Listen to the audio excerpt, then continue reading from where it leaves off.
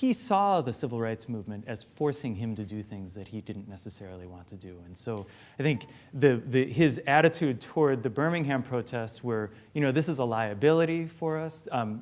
Right after his election, he was confronted with the problem of the crisis that was created by the Freedom Rides, these young activists going into the South on segregated buses and challenging integration. And his response to the Freedom Rides was, get them to stop.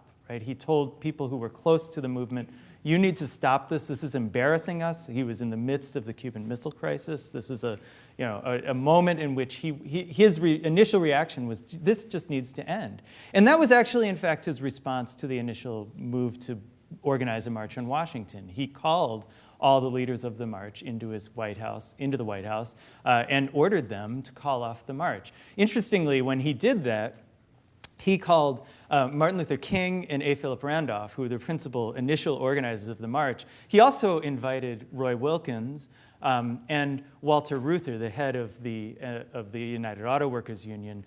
Wilkins, who was the head of the NAACP, and Walter Reuther, actually, they opposed the march at the time, often on similar grounds as Kennedy. They thought that a large, particularly a march that may turn violent, like they had seen in Birmingham, this would make it impossible to pass a civil rights bill if you had a scene like that in Washington.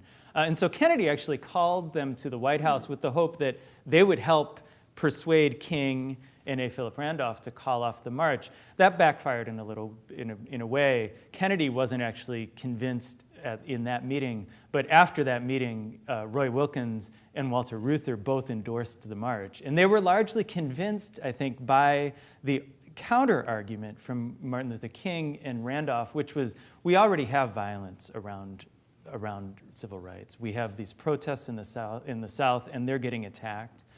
We have these scenes of violence.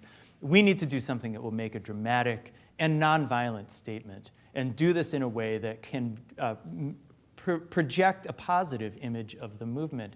And I think actually Kennedy was convinced by that by the time the march occurred. I think his embrace of the march, his willingness to meet with leaders of the march afterward, I think reflected his realization that this actually was an effective way to do politics. He thought that this was not going to be effective, and he was shown otherwise, I think.